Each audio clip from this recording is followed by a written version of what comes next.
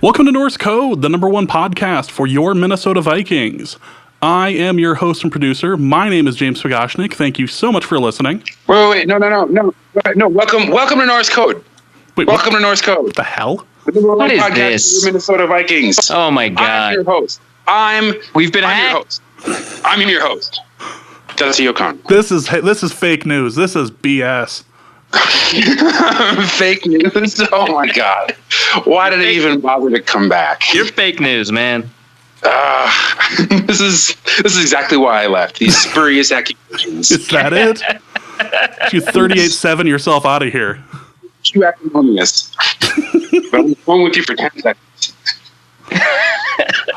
Well, we tried and failed. Listen here, of course, is Dusty failed. Never try. Yeah. Oh, yeah, no, yeah. Efforts to get rid of me have met with limited success.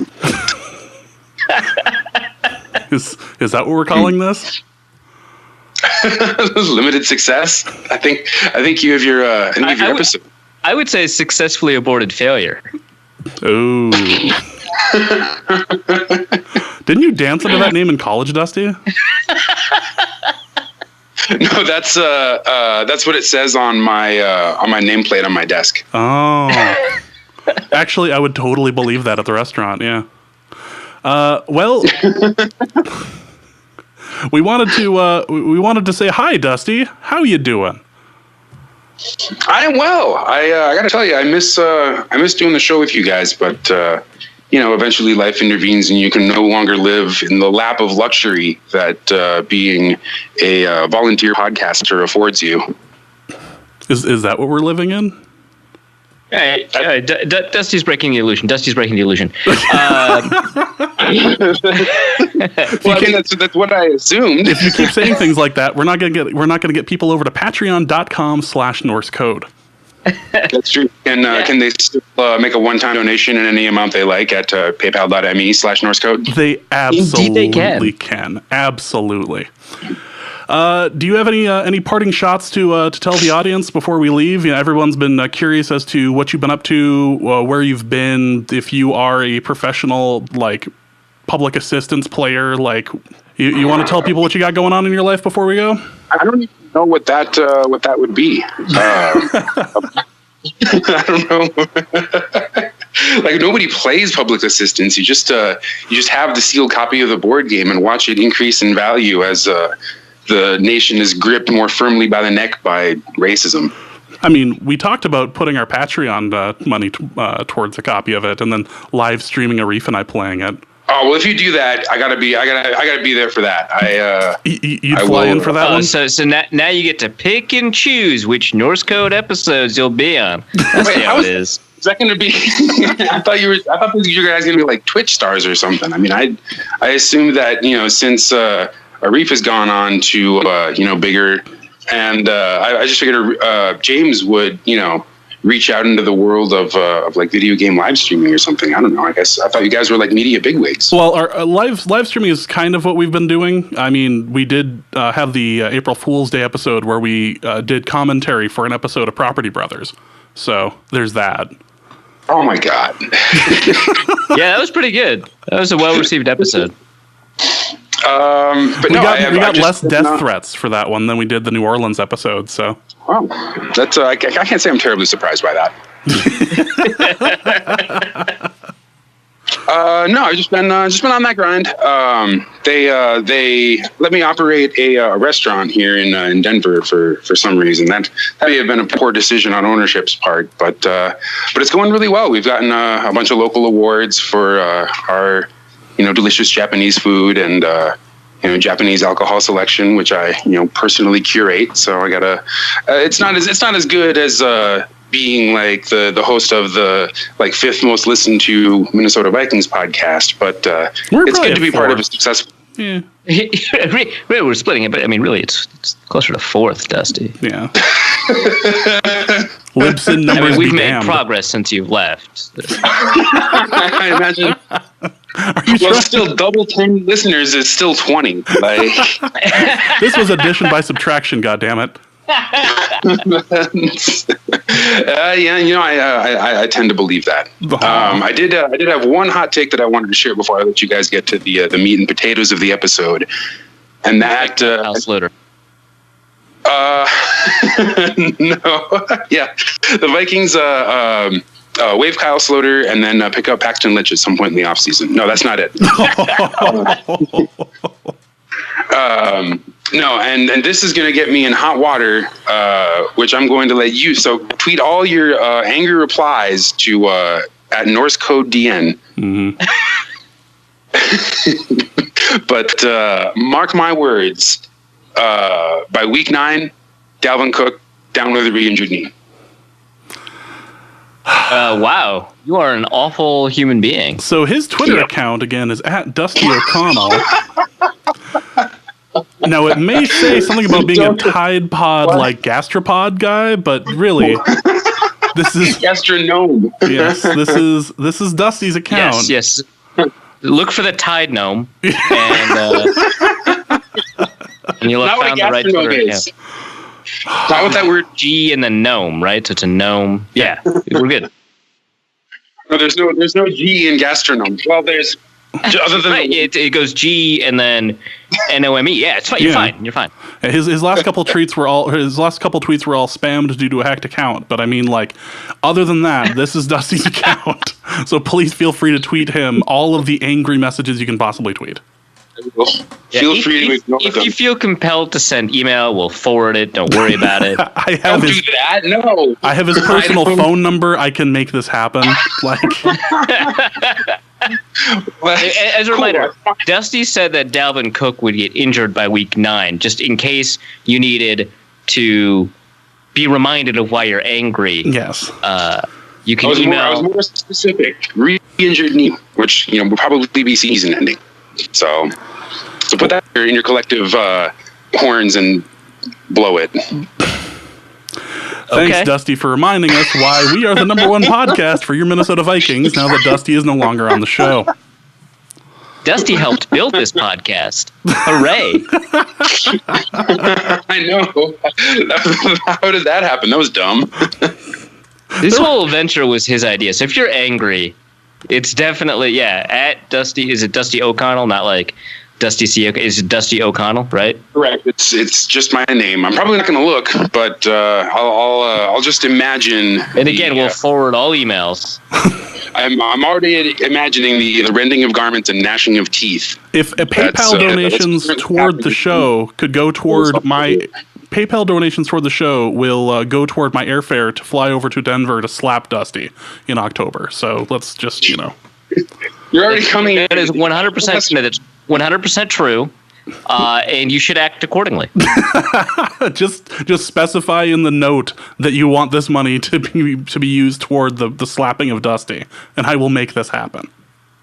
There's a Kickstarter for an automated slapping machine that's that like operates by Wi-Fi. Maybe you can put the money towards buying one of those, and then people can queue up some slaps.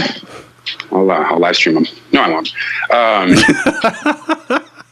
We could, when I am proven right, we could always have me on for another brief victory lap as I hijack the number 1 podcast for your Minnesota Vikings briefly. But beyond that, I just wanted to wish you guys well and freak everybody out for a moment and say thank you to everybody who continues to listen to a fun little podcast made by, I guess now 2, maybe 1 funny and insightful person.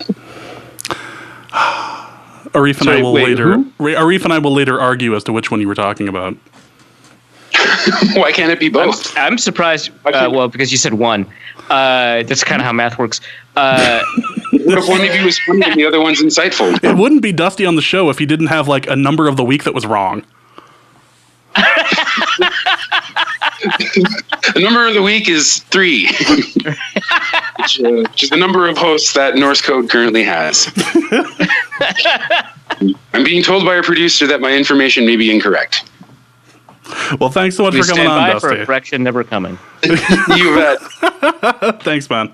Take it easy, guys.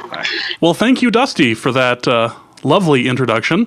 Welcome to Norse Code, the #1 podcast for your Minnesota Vikings. I am your host and producer. My name is James Pagashnik. Thank you guys so much for listening. And on the other end of the tin cannon string, we have our analyst and co-host. You know him from The Athletic. He is useful human Arif Hassan. Arif, that was a different way of opening. Yeah. I like to surprise the listeners every so often, so I'm glad that happened. And sometimes just surprise the guest that we have on. I don't think I actually told him you were going to be on the call, so just surprises for everybody. And welcome to the season opening show, the Uber Mega Maxi with Wings Super Spectacular or something. This is a long one, so strap in. This is going to take you on a journey of sorts. But we want to thank you guys so much for listening. Thank you guys so much for helping out with the show. Again, we really do appreciate everything that you guys do. A couple of quick announcements before we begin. We are still running that promo where if you donate to the Patreon or send something in via PayPal, we are giving away swag from the London game. So if you go to patreon.com/NorseCode and put in a subscription, or if you go to paypal.me/NorseCode and donate there up until kickoff time for Sunday's game at noon on the September 9th, that is the cutoff. So just again, that is your shot. So as a result of that, we have a couple of donations to mention. Through PayPal, we have Hayden Lipinski. Again, thank you, Hayden. Patreon, we have Tom Jorison, Nathan Kellen, Nick Noyes, Travis McDowell, and Brian Jellerson. Guys, thank you guys so much. We really do appreciate it.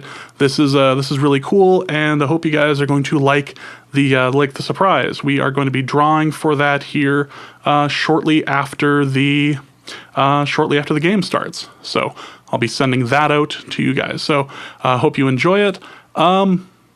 Should we tell them about New York? I think we can tell them about New York. Yeah, I think we can. I think we can tell them about New York. We're going to the Jets game this year. It is funny that the day I booked my tickets, the Jets traded Teddy Bridgewater. But ignoring that, we are going to the Jets game this year. And as a result, we are looking at recording a live show in New York City. So if you'd like to attend a live show of Arif and I talking about the Jets game and kind of breaking down a few things, you can find us that Thursday night, it looks like, at Bar None in New York. So we will be heading out there, and we're planning on heading out to the game as well. So hopefully we can catch you out there as well. So that should be kind of cool.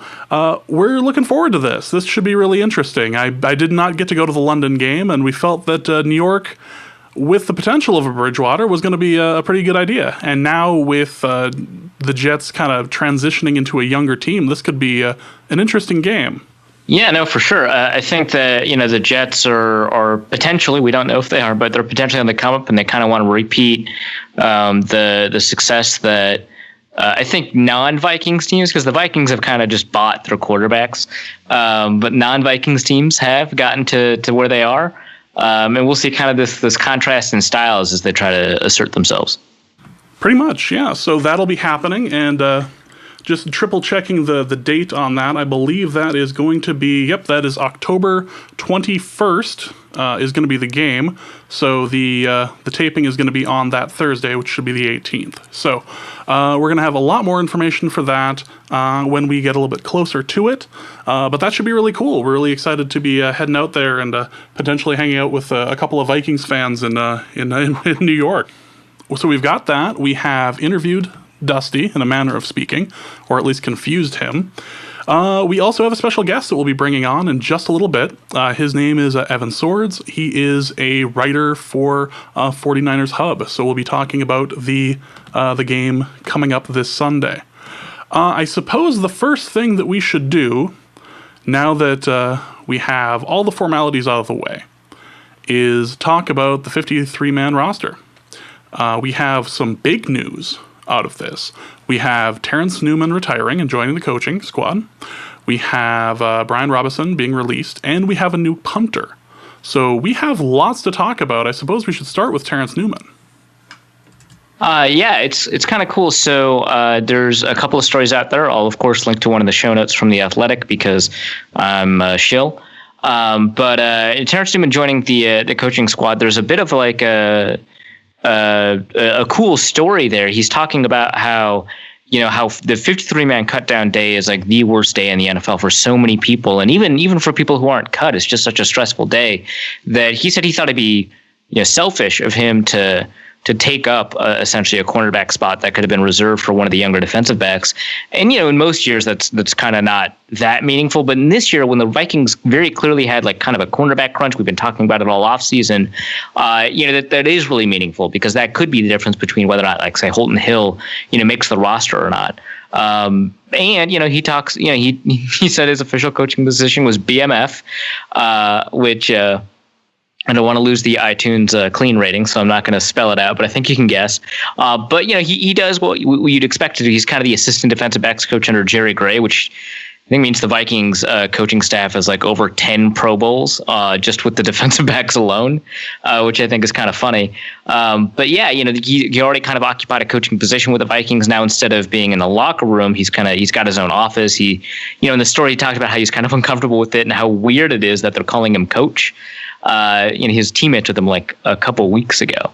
But yeah, that's it opens up a spot, and I find it most interesting because while it was very clear over the last 2 seasons that he had lost a step, for sure, I don't think that he was any bit of a liability when he was on the field. Now, he wasn't on the field in practice reps all that much, so maybe that was telling. But it wouldn't have been bad to like have him on the roster. Like, it wouldn't have just been a sentimental or a veteran or a leadership position. He would have been, a good player. He would have been the primary backup even with Mike Hughes around. So it is surprising, but it does, resolve the roster crunch problem. It does. And, there was the belief that this was a situation of Zimmer or retirement. And I guess that was just kind of proven again this time. Yeah, for sure. We talked about it, when someone brought up in the mailbag, like, hey, what if you trade Terrence Neuman? It's like, well, that's not going to happen because he's not going to play. He's just going to retire, right? Because he wanted to be with Zimmer. And in this way, he can stay with Zimmer. This way, he can still win a ring, just kind of in a different role. So the next thing we should talk about is Brian Robison, who was released and I don't believe has signed on with anyone as of yet. Brian Robison with the team for a very long time here, and is no longer a Minnesota Viking. He is free to do all of his deep sea fishing during the fall. Yeah, it's pretty sad. He'd been with the team for 11 years. This would have been his 12th year. And he was kind of one of the more underrated players for a while. And I remember Vikings fans really upset when they let Ray Edwards walk, and Brian Robison was going to kind of fill his role, and he exceeded Ray Edwards for sure. And so, yeah, it's he's been kind of a stalwart on the team. He's the last remaining member of that 2009 season. And so, he's the only one with the stories of like, going to London and playing with Favre against the Saints and all that. It really is, a completely new team that can find its own ways to be embarrassed in the NFC Championship game. So without him, it does feel kind of weird. It does feel kind of different. It doesn't sound like he's going to retire. It's, the way Everson Griffin was talking about it, he expects, Robison to be picked up. But the issue is, I think, unlike Neuman, I thought that had slowed down enough or had kind of diminished in its capabilities enough where I'm not super surprised that they cut him. I am a little surprised just because, I thought they would keep him on for one more year. They renegotiated the contract just to keep him on. But I see the logic in it from just a player personnel standpoint, especially with how much Deshaun Bauer and Stephen Weatherly have developed.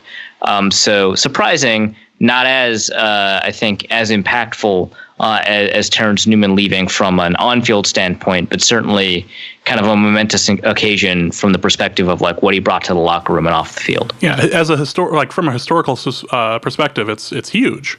He was the only one that was left on that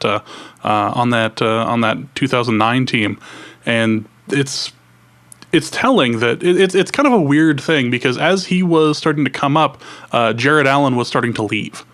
And there's just always been like that position has just kind of been filled by the two of them over the years. So I'll be curious to see how the tradition ends up going on, and not necessarily his sack dance, which was impressive, and it was always fun to see him reel it in, but just It's gonna be really different to see to not see 96 out there.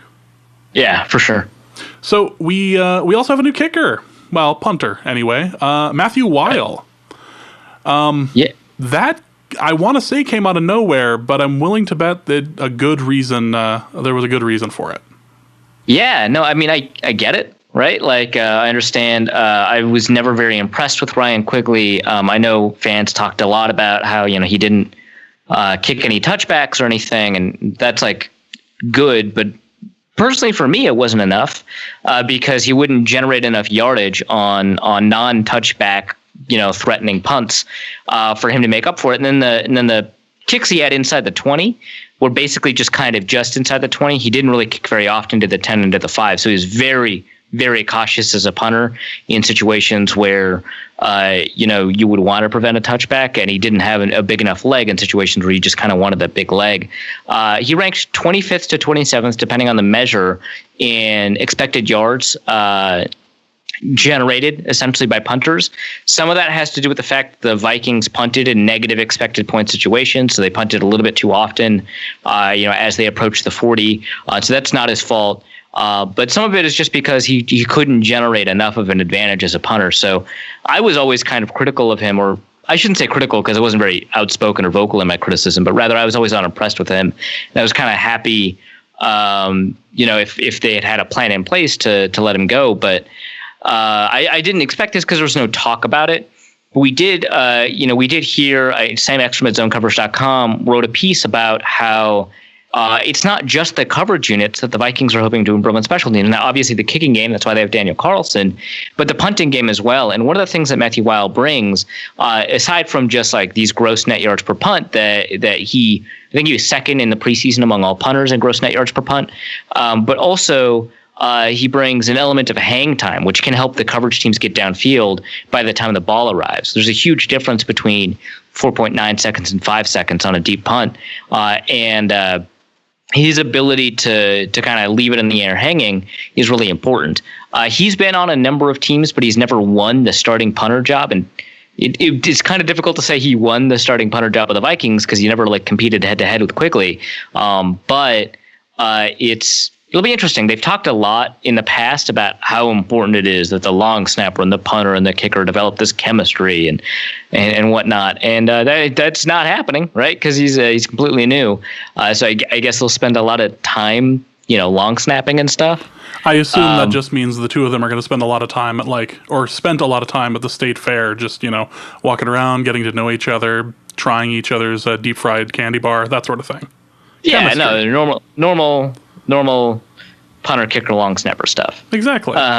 Yeah. So it'll be interesting to see how that develops. I think it's not the net yards per punt or anything like that I think caught the Vikings' eye. I think it's the hang time that's important to them. So that should improve some, not all, but some of the coverage issues we saw in punt coverage during the preseason. So now that we've discussed kind of the big news, the 53 is set. What surprised you?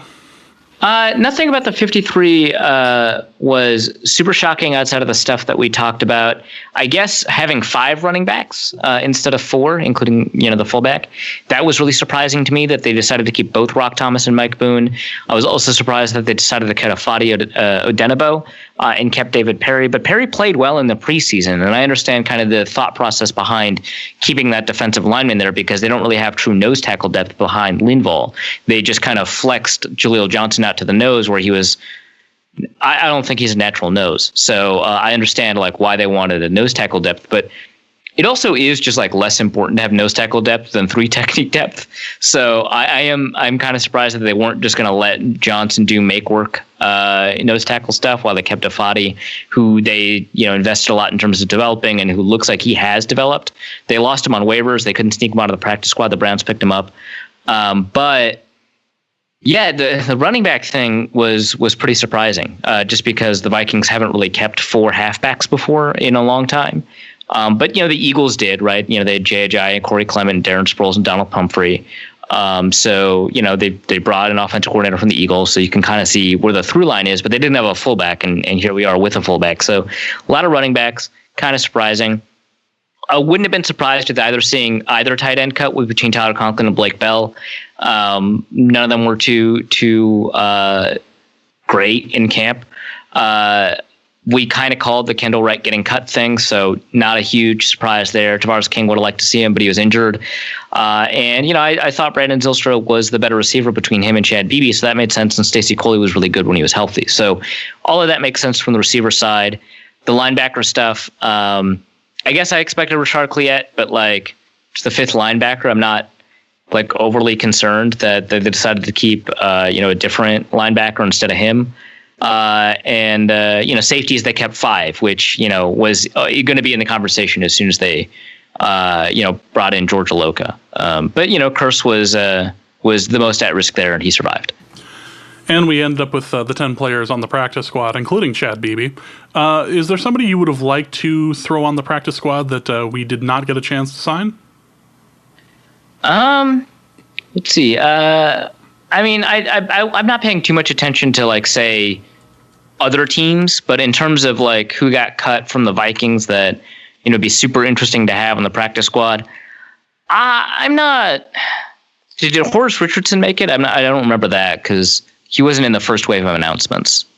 Horace Richardson did not make it, no. Yeah, so I would have... It's Jeff Badette, Chad Beebe, Rashard Cliette, Curtis Cothran, Garrett Dooley, Cornelius Edison, Colby Gossett, Storm Norton, which is still such a fantastic name, and Jack Toko. Yeah. I would have liked to see Horace Richardson kept. I don't think Curtis Cothran did enough maybe to earn that practice squad spot, so maybe that's the change I would have made. The rest, kind of makes sense. Cornelius Edison, maybe it was kind of surprising that not only did the Vikings cut him, but he went through waivers and landed on a practice squad. But at the same time, the Vikings traded for a center in Brett Jones. Now, the fact that Brett Jones apparently is going to be playing, or Brett Jones is not going to be playing center, it's going to be Danny Isidora, and that Brett Jones might be playing guard instead. Whatever, they figured out kind of a new center. So that's surprising, but not like overwhelmingly surprising. So. The practice squad kind of played out like I sort of expected. Jeff Badette is not somebody that I was super excited about, but he's the kind of guy that you would put on a practice squad because he's got like 4.24 speed or whatever. That all kind of shakes out like you'd expect. I would have kept Horace Richardson because I think he's eligible, but not Curtis Cothran. That's maybe the change I would have made. Yeah. So we can move on from the 53-man roster, and we can start talking about our 49ers game. And as promised, we have a special guest on the program to help us talk about the 49ers game, help us preview and kind of give us an idea of what to expect with Sunday's game. We have brought in Evan Sowards. He is the self-proclaimed worst writer at 49ers Hub. He is the resident 49ers hype man and also the host of the Hubcast. You can find his work at the49ershub.com. Evan, how you doing tonight? I'm doing pretty good. How you doing, man? I think we're trying to rein in potential optimism. I think that is the best way to describe Vikings fans right now. What do you think, Arif? Yeah, it's really the only way to ever describe Vikings fans. Yeah, especially after reading the Deadspin article on why my team sucks that got posted today about the Minnesota Vikings. Like, all right, good. We got our we have our optimism in check now. We're reining it in a little bit. So the 49ers will be playing the Minnesota Vikings, and the thing that a lot of Vikings fans were really excited for, as far as this matchup was concerned, was seeing Jerick McKinnon, who played for the Vikings for a number of years, start at running back for the 49ers this year. Sadly, he now has a torn ACL, and that does not appear to be remotely possible now. So, who is his backup, and what are you expecting from him this season? So it's a really interesting situation. On the surface, it's you're losing your starting running back, so that's awful. I think what we were most curious about, right, is because Jerick is a very talented player, and he's got a lot of things that he can do with, catching the ball. He's a very shifty runner, a lot of speed. But we all kind of knew that Kyle Shanahan was essentially probably his best bet to succeed in the NFL. I'm not saying that he couldn't, but what better coach than Kyle Shanahan, right? So I think we were all really excited to see that. Unfortunately, there's no, no way to really look at it as anything other than bad luck. The guy hasn't been injured much. It just sucks. It's a horrible thing to see. The one thing that we do have going in the situation is the running back position was really never as big of a concern. Last year, they had Carlos Hyde and Matt Breida. Now, Matt Breida was an undrafted free agent. His Spark testing scores, kind of pre-draft stuff he was just, some of the highest scores possible. He flashed a lot, but he went to a really small college. He played essentially side by side with Carlos Hyde last year, with Hyde getting a little bit more of the touches. And, a lot of the things that people liked about him was his ability to catch the ball. And, he was a small, shifty runner, kind of like Jerick McKinnon. So they went to the same school, right? Georgia Southern. Georgia Southern, right. Yeah, they did. Yeah. Which is just, what are the chances? It's very weird. The problem is Jerick McKinnon is most definitely a bigger, better pass catcher. So they did sign Alfred Morris, and in that preseason game, Alfred Morris came in, obviously, who has a lot of success, thankfully, and thanks to Kyle Shanahan in Washington. And it's going to look like we're going to be going Matt Breida and Alfred Morris. Their third running back is more of a special teamer. The confusing thing is trying to get an idea of how to split the carries, because technically Alfred Morris is a more experienced, more successful back, but Matt Breida is kind of more the type of back that Kyle wants in lieu of Jerick McKinnon being down. Well, it seems like they've put a pretty big emphasis on athleticism, right? Because you've got Raheem Mostert, you've got Matt Breida, you've got Jerick McKinnon. All of them ran sub 4.40s. Breida and McKinnon are like, when you look at the mock draftable chart, it's just like a circle. And so both of them are like athletic freaks. Mostert is really athletic in his own right, if maybe not as skilled as like a running back. And then, even at fullback, Kyle Juszczyk is a surprisingly athletic fullback, right? I mean, he ran a 4.7, so he's not going to be confused for, one of these spark plugs, but he's really athletic. And then, Alfred Morris ran like a 4.68 or something like that at the combine. It's weird to me because there was clearly a prototype. And then you bring Morrison, who, like you said, has had success in Shanahan's system before. So it makes sense, but did it feel kind of maybe not off-brand, but a little bit unusual to you? Yeah, I watched a lot of what Alfred did when he played for the Redskins, and watching him in that preseason game gave me a lot of comfort. But, let's look at this big picture, right? Like, the 49ers are coming into this offseason with, just like you guys said, with all your hype, like Jimmy Garoppolo is God. He doesn't lose a football game. And then, of course, who's the first team we have to play week one? The best defense in the NFL, right? Some of the most exciting offensive players in the league play for the Vikings. So having your running back not be the best possible situation it could be in when you're going up against the best defense in the NFL is not ideal. So I think that Morris he's probably going to be able to handle his own, and Breida's going to be able to handle his own. But I think we're going to be seeing a lot of passing. I'm sure you guys can agree. Right. Yeah, that's fair. So this is interesting. So when you've got someone like Alfred Morris, you kind of expect, hey, he's going to be kind of enabled by the scheme. He's going to also be enabled. I think he's kind of one of those guys where you're like, hey, if the blocking is there for him, he's absolutely going to get the blocking and maybe a little bit more. He's kind of perfect for that. And I think there's you've got some question marks at guard, but you've got Joe Staley at left tackle. You've got Weston Richburg at center. You've got Michael McGlinchey at right tackle. It's like every other position, you're really comfortable with the run blocking there. And then I don't know that much about Josh Garnett. I'm not very optimistic, but, first round pick, right? And then Laken Tomlinson, who's already been kind of cut once or traded. I think he was traded. Yeah. What do you feel is kind of the offensive line situation? Because I feel like that, as much as anything else, is also going to help dictate that running game. Well, I think you hit it pretty well. First and foremost, I think this offensive line is one of the best offensive lines we've seen since the glory days of Upati and Anthony Davis, right, and that Joe Staley line. Joe Staley is what he is. He's one of the best left tackles in the NFL, probably the last 20 years. Western Richburg, I think the one thing, and I think this is probably the theme we should really focus on, is Kyle Shanahan went out and got the people that he wanted on this line. Western Richburg, we paid him a bunch of money, and the main thing was, this is the center that Kyle needs for the offense he wants to run, right? And then obviously we sent Trent Brown to the Patriots. Trent Brown was a great right tackle, but he just wasn't that kind of athleticism that he wants. And then we obviously brought in and drafted Mike McGlinchey. The one thing that Kyle Shanahan said regarding Alfred Morris in the running is the preseason game we saw when he came in, he got a lot of yards that were after the blocking. Like, he got a lot more yards than just what blocking kind of gave him. So I have a lot of high hopes for this. Joshua Garnett, everyone, you know how fans work. Like, they're the most negative people on earth.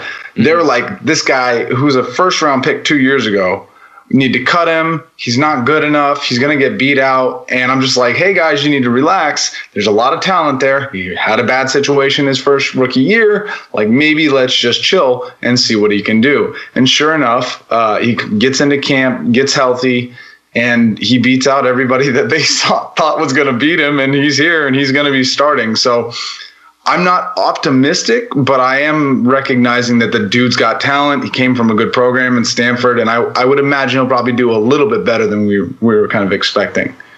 All right. And then, so from a run blocking perspective, there's kind of upside to spare, especially when you've got like a center that can move like Richburg. And of course, McGlinchey and Staley. What do you think about it from a pass protection standpoint? Because I know, McGlinchey seems like more of a natural right tackle than left tackle. He struggled, though, last year a little bit occasionally in pass protection. Richburg has been kind of up and down. He's had kind of a league leading year, and he's kind of had a struggling year in pass protection. And we don't know that much about, like we said, Joshua Garnett, Laken Tomlinson. Plus, we know that, hey, Jimmy G's got this really fast release. He can kind of negate pressure, but at other times, maybe you kind of wonder how he is going to handle pressure. No, absolutely. And that's kind of what we were talking about, right? Like 49ers fans, the football gods were giving them no opportunity to have any kind of hype or excitement. It's like every minor issue that you might have, as a team, they're going to be tested week one immensely. Like Everson Griffin and Danielle Hunter, those guys get after it. Looking at your linebackers and stuff with Kendricks and Barr, it's just, this is the last team I would want to play while this team is trying to figure it out, right? We don't know what Mike McGlinchey is going to do as a rookie in his first ever game. We don't know what Western Richburg is going to do in this new offense, right, coming from New York. So it's I can guess, and I have high hopes and stuff, but the Vikings have an incredible defense, and they're really, they don't have any weak points. So they're going to be able to really do whatever it is they need to do to give them the best chance of stopping Jimmy. Yeah, fair enough. And then if that pressure comes, how comfortable are you with Garoppolo handling it? I know there's at least one writer, I forget who it was, who tweeted that he's not as mobile as you want him to be, which seems like the exact wrong criticism of him.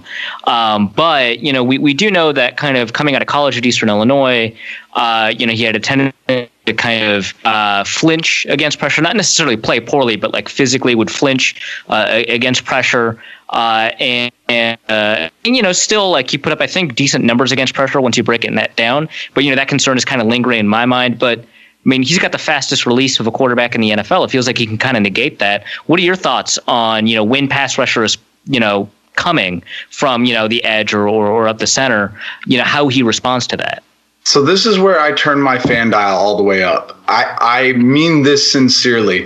When people say Jimmy Garoppolo's only played so many games, we haven't seen enough, I think it's ridiculous. If you actually watch the tape and explicitly to what you're talking about here, this guy's incredible with his pocket presence. When he has someone about to drill him in the face, he will get the ball out not only incredibly quick, but is able to get the ball out accurately, put it where it needs to be, and then turn his body.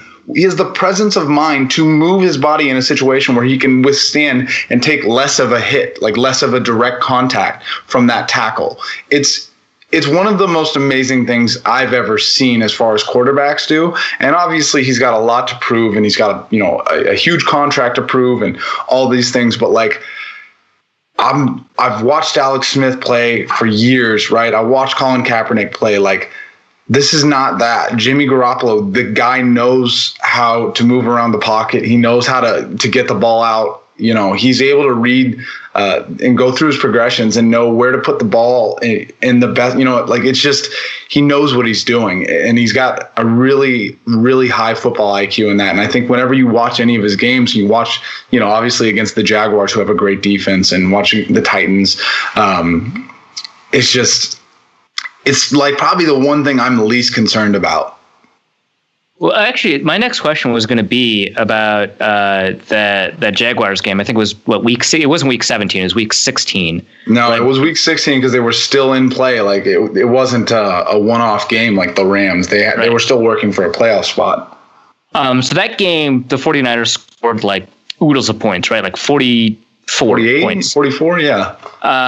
But, there's a lot of throws that Jimmy would want to take back from that game, right? I think the Telvin Smith interception is maybe the one that sticks out the most in my mind. What happened in that game that kind of highlights what his struggles were? Well, I think the one thing that I saw, because, Jimmy Garoppolo obviously had a handful of interceptions last year.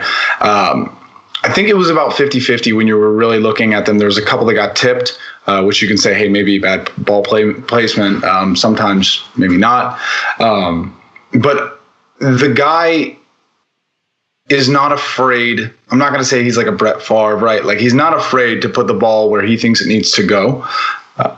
Sian Fahi did a really great, I think that's how you pronounce his name. He does a really deep dive into like interceptable passes and stuff like that. And he was highly critical of Jimmy Garoppolo, saying that like he's putting the ball in these crazy dangerous places.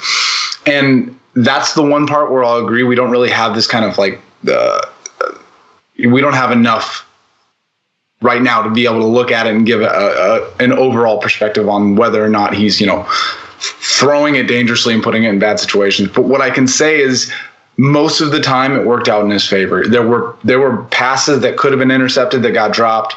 There was passes that so many, especially to Trent Taylor on third down, there were so many passes that almost got intercepted, but ended up being a catch for 17, 30 yards. So that's one of the things I'll be looking at right away. But so far, I'm going to give him the benefit of the doubt because there was a lot of almosts. There was a lot of almost interceptions, almost tip balls, almost not completed, but there were a lot of completed passes. All right. Well, when we count interceptable passes, I think it's pronounced Kian, okay. Which, he doesn't like go out of his way to correct people. So fair enough. Right. But I think one of the things that, gets discussed with interceptable passes is, sometimes, receivers like kind of tip the passes or whatever, right? And, a lot of that might speak to receiver quality. And I think receiver quality has been kind of an ongoing question in San Francisco since Michael Crabtree left. Marquise Goodwin is really interesting to me because he's definitely substantially improved as a receiver. You've added Pierre Garçon, who's got familiarity with Shanahan. But it just feels like this is like, it's not a receiving core that feels like it's easy to criticize as like, one of the worst receiving cores in the league, but neither is it one that I think inspires a lot of excitement unless you're super into Dante Pettis, the draft pick, or Trent Taylor. He's got a great story. But like, it feels like maybe an average receiving core. How would you kind of characterize it? So it's a weird situation, and I would agree with a lot of what you said. The one thing that I will say is like, this is the part too where I get really excited about the offense and I get really excited about Jimmy Garoppolo. Is you look at like, old school West Coast offenses and the idea of just getting chunk plays, 5, 6, 7 yard plays and just moving the ball down the field. If you look at like Jimmy Garoppolo's third down completion percentages last year, to Trent Taylor alone, to his ability to kind of get the most out of Marquise Goodwin. Like, by all means, on paper, this is not an extremely exciting receiving core. And what's interesting is if you look at the undrafted, I think 7th round rookie or Richie James this year, excuse me, undrafted. and you look at Dante Pettis and you look at Trent Taylor and even Marquise Goodwin a little bit, like they're very similar receivers. It almost feels like they're all, we all have like this, almost the same kind of weapon. I'm a really big fan. Like I was a big fan of Auden Tate this year and I can't even pronounce his name, St. Brown. Yeah. I like big go get it receivers, or at least one on the team, because I don't want to, feel like that you're kind of trying the same move every time. But at the same time, Marquise Goodwin balled out last year, and that was with Jimmy Garoppolo only playing 5 games and not having that kind of like receiver quarterback relationship that grows in time. Trent Taylor, as a rookie 5th rounder, his numbers last year were better than just about any of the receivers that were drafted, period. They looked at the receivers drafted in the first round the last 2 years, and his numbers were better than I think all but 2. And the reason why is they're good with this scheme, right? Kyle Shanahan's got this amazing scheme to get people open, and they're making the plays. Marquise Goodwin had, I think, his first couple passes last year, with C.J. Beathard. No, Brian Hoyer. I have to figure out all my bad quarterbacks. But he had like a couple really bad drops in the beginning of the season, and we're all like, shit, here's Marquise Goodwin from the Bills. Remember this guy. And I remember people were losing their mind because they're like, we almost won this game, this and that. But with Jimmy, it's not the same. Like they were catching the balls that he would have normally dropped. They were getting put in the right position. And I think kind of the end all be all with how I feel about the right wide receivers is I do think they have the ability to kind of move the ball down the field. And it's hard to stop them because of the scheme and because players like, Trent Taylor don't drop the ball. And Dante Pettis, I'm sure you probably paid a lot of attention to him. He's a really exciting player. If you watched him in the preseason and kind of his highlights in Washington, this guy moves and runs routes and kind of gets open almost in like a more refined Stevie Johnson type manner. He's just burning these people and he's getting open in space. And if Jimmy can get this guy the ball, like it's going to be what we saw last year, but with just better weapons. And then you mentioned not having necessarily those big bodies. And I think when receiving corps lack those big bodies, they turn to their tight ends a lot in the red zone. You mentioned, this great showing from a 5th round rookie in Trent Taylor, but you've also got a 5th round player from the same draft class, George Kittle, who I thought looked really fantastic sort of in the last stretch of the year. You also got, veteran standpoint and Garrett Selleck. What do you think about those tight ends? I've always kind of worried about the tight end matchup for the Vikings. So personally speaking, Garrett Selleck is about as run of the mill, middle tier tight end that I think you can kind of hope for. Obviously, his brother Brent Selleck has had a great career with the Eagles, and when we signed Garrett, we're like, oh, it's a younger brother, well, not much to expect, whatever. But he's actually really grown and had a pretty prominent position. The team they have coined him Selleck time whenever he does something like. The organization really has Garrett Selleck's back. George Kittle, 5th round pick, was interesting because him and Trent Taylor are like best friends in real life and hang out every day and like Instagram story each other and stuff. It's hilarious. They're very funny together. But like both of them had about 530 yards or something like that, and they were like just a couple yards off, and one of them beat the other. And George was an interesting concept because it's like, when I kind of looked at him, he looked a little bit skinnier than you would expect, a tight end to be, but he's just especially from Iowa, right? You think these guys are going to be big stock boy like, bail throwing guys, but he really is an athletic dude, and he can catch the ball. He's a very athletic tight end, and it wasn't something that I was expecting, like looking at it in pre-draft once we drafted him and stuff like that. So that's another thing that I'm like really curious about is what does George Kittle look like with a full offseason with Jimmy Garoppolo? Do we see him with Kyle Shanahan's scheme kind of move into that higher tier tight end spot? Or do we kind of just, maybe what we got last year? Well, so then my question is like, if you're concerned about size, that tells me you might be concerned about the red zone. George Kittle had great yardage production, one of the best yardage productions from a late round tight end rookie, that we've seen. Not a ton of touchdowns. And like you said, Garrett Selleck isn't like a touchdown machine or anything. Are you worried about, maybe what might occur in the red zone without, that kind of size matchup?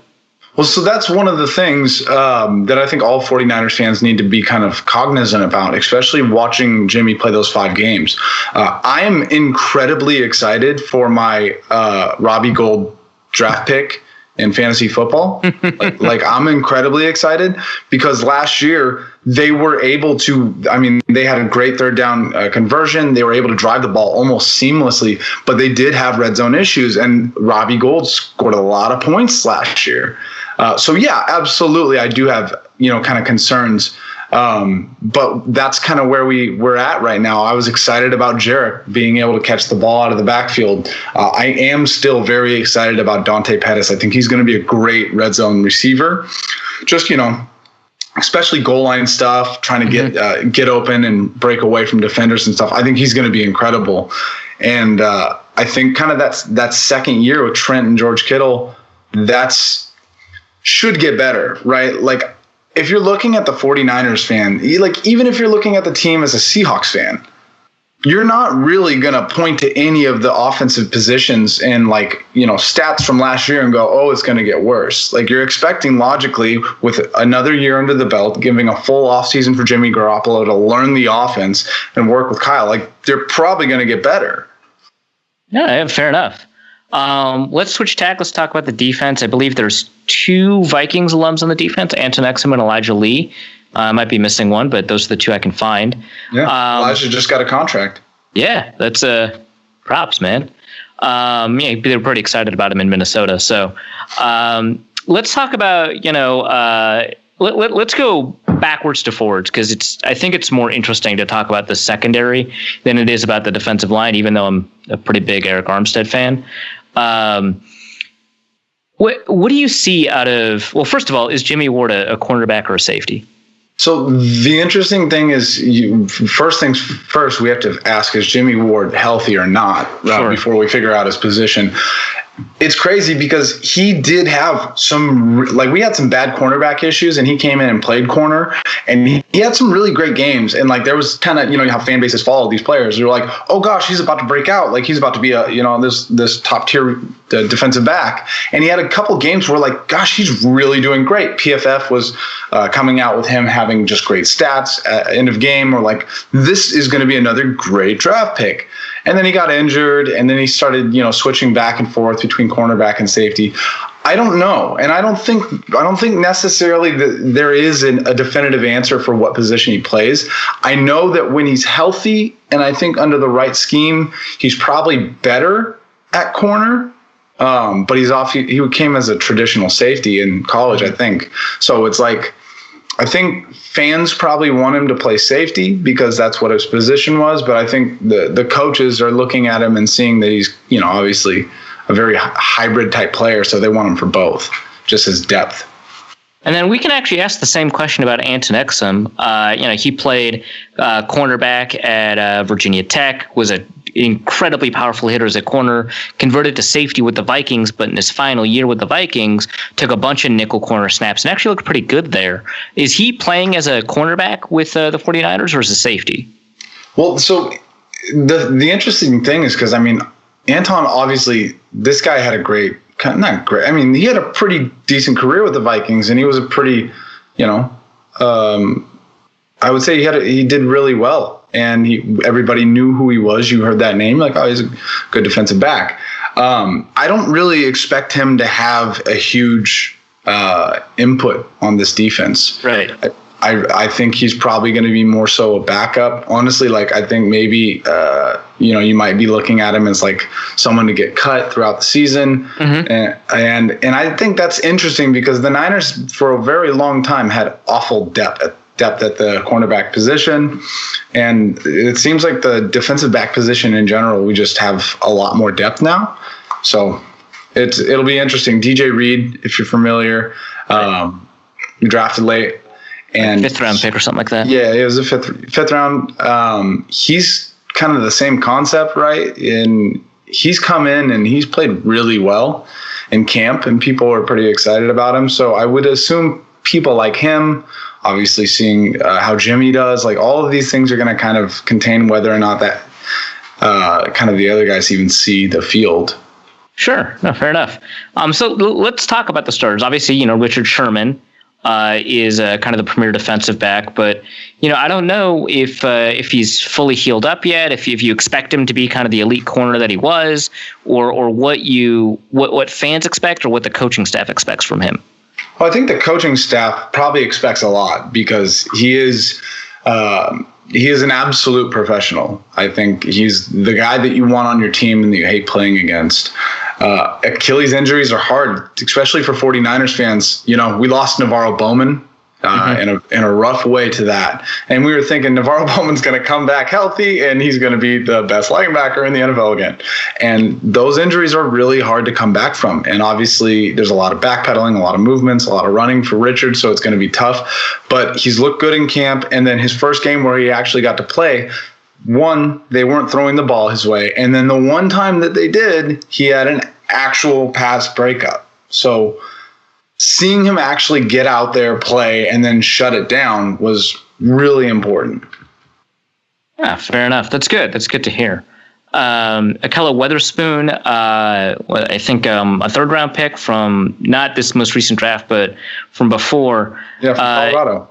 Yeah, part of an extraordinarily talented secondary at Colorado. I think Tedrick Thompson was there, and another draft pick at corner, plus pretty talented, I think, undrafted safety as well. Akella Weatherspoon, how is he holding up? Is he turning into kind of the CB2 that you want? Like, I'm assuming that he's expected to start at the other cornerback position. Am I right about that? Yeah, 100%. Yeah. And honestly, he's had an amazing camp. He had an amazing offseason. They're kind of looking at him to be kind of number one cornerback, I think, soon. Really? Okay. And obviously, Richard Sherman, there's so many question marks. We're going to have to figure out what's going on there. But he's 6'3". The biggest issue that people were having pre-draft and kind of in camp and in general was is he physical enough? And then he comes out and he's just banging on players as well as covering them pretty well. So there's actually I would say he's one of the probably more exciting players for the 49ers fans to watch. He has the potential to really be that lockdown number one corner. And I think that's what kind of people were really excited about Richard Sherman coming over is we kind of saw that potential last year and in camp. And then it's like Richard Sherman, what a great mentor to kind of help him get there. Yeah, fair enough. Let's talk a little bit about, so I think Tavarius Moore was listed as a safety prospect, but he was a cornerback in college, and I believe he's a cornerback for the 49ers. You've also got Quan Williams. Which one of them is the nickel corner? You've also got Greg Maben. What's going on? So Quan is the nickel, and Quan has been honestly one of our best players, period. It's insane to me how silently good he is. I mean, literally, he was so good last year, and nobody talked about him. Like, nobody paid attention. I was just screaming. He was literally, I mean, it's kind of what you expect from your players, right? Be so good that no one even notices you're even playing, right? Kind of like Richard Sherman type stuff. But he played great last year. He will be absolutely starting and holding that down with an iron fist. Greg Maben is, I think, that same concept as Exum, where he's just like, he got cut, he got brought back. He's kind of just camp fodder. I don't know. We'll see how well he can do. I mean, we had some injuries last year, and he came in towards the end of the year, and he was able to stick around, but I don't think there's a whole lot of expectation there. Okay, let's talk a little bit about the linebackers that used to be kind of like the best linebacker unit in the NFL, and I think it's fallen off pretty significantly from there pretty suddenly. You've got 5 linebackers, which feels like for some reason it feels like it's not enough. Brock Coyle, Malcolm Smith, Mark, not going to pronounce his last name, Fred Warner, who I thought's looked really good in the preseason, and of course Elijah Lee, who fans are familiar with. What's happening? Who are the starters? What's the depth? How do you feel about it? Well, here's the most exciting part, right? We've lost Reuben Foster for 2 games, right? And Reuben looked like a top 5 linebacker last year, so that was. That he'll come back. Malcolm Smith is coming off a season-ending injury last year. He obviously, has a lot of experience with the Seahawks defense, which is now our defense. So the hope is that he's going to come in and play well. Fred Warner is, I think, kind of draft Twitter's most exciting player. Like, a lot of people really love Fred Warner, and he's been really everyththing we've hoped for so far, to the point where he's going to start as a rookie this year. Really? Remember, okay. Navarro Bowman, if you for anyone not kind of focused on the 49ers, Navarro Bowman got his first year, Takeo Spikes started over him. So, seeing Fred Warner come out and really have a great camp and great preseason is exciting. So I think the week 1 is going to be Malcolm Smith and Fred Warner, and Brock Coyle is another guy. Brock Coyle we knew from the Seahawks, and he honestly wasn't that great. And then he came in, and when Reuben Foster went out and a couple other things, like, he played really respectable football. So I think, Nzocha, I don't know how to pronounce his name either, Nzocha. Right. He was a pickup from the Jacksonville's defense too. I mean, are we starting to see a pattern, guys? We're adding old players that come from the Jacksonville, Seattle type hybrid defense. I don't know. That's something I'm really curious to see what happens, because one, Malcolm Smith could not play well at all. It's hard to come back from an injury, but he could also come back. He was, Super Bowl MVP. I think what we're doing here is we're trying to hold out as best as we can till week 3 when Foster comes back. When Reuben Foster comes back, and then it's just going to be Reuben Foster and Frank Warner. And then obviously the problem is Reuben Foster gets injured. So, right, but yeah. All right. Well, that's fair enough. Let's talk about those 10 defensive linemen. Let's maybe not talk about all of them, but we've got Solomon Thomas, first-round pick. A lot of questions about him coming out of the draft, about whether or not he could kind of repeat his college production. Another Stanford product going to the 49ers. Eric Armstead, DeForest Buckner, people that I think a lot of people classified as classic 3-4 ends. They're in a 4-3 system now. And then Earl Mitchell, who played really well as a one-gap nose tackle for the Houston Texans, and it's kind of bounced around since then. I think he's also had a stint in Miami. How do you feel about this defensive line? Because it feels like you've got a couple of players that were elite in a previous system, a player that got big questions about, and then like a veteran who's just still kicking around. Yeah, so this is in a very interesting position to look at, because I'm so polar opposite on a couple of the different things. One, DeForest Buckner is one of the best defensive tackle, or defensive linemen in the NFL, period. I don't think there's as big of a gap between him and players like Aaron Donald that I think people think. And I think this year will probably help show that. Last year, he wasn't able to get to the quarterback much, but he absolutely disrupted the line every single play. He was a monster last year. He was unstoppable. I think the biggest issue here, and this is my big issue for the team in general throughout the whole season, our edge rushers were horrible last year, and it kind of was the reason why Solomon Thomas and Eric Armstead and kind of DeForest, they weren't really able to succeed as much as you would have hoped for, because we had no edge rushers then. Cassius Marsh, we picked up from the Patriots, who had picked him up from the Seahawks. Mm-hmm. He came in and he did well. He honestly played well. So they have him starting, and it's not looking good, though. I don't think it's a very favorable position, and it's going to be we're looking at hoping to see Solomon Thomas play in the right position this year, and DeForest Buckner is going to be, I think, they're going to lean a little bit more on for him trying to get to the quarterback. You're an Eric Armstead fan. I'm a Duck fan, right? So I'm a huge Eric Armstead fan. The dude has had some of the worst luck ever. He's had different injuries. People call him injury prone, but they're not the same injuries. They're different injuries.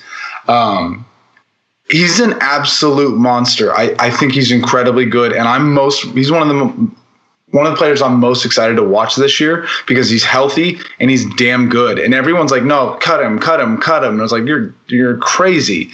He's going to help so much. You look at players like DeForest Buckner or any, defensive standout, they need help on the line. Otherwise they're getting double teamed. And, Solomon Thomas and him, they should be that help to kind of spread things out. And then real quick, I wanted to ask about Sheldon Dave, because I remember the year before he came out, his Notre Dame film was fantastic. And then the year that he came out, the film was actually really poor.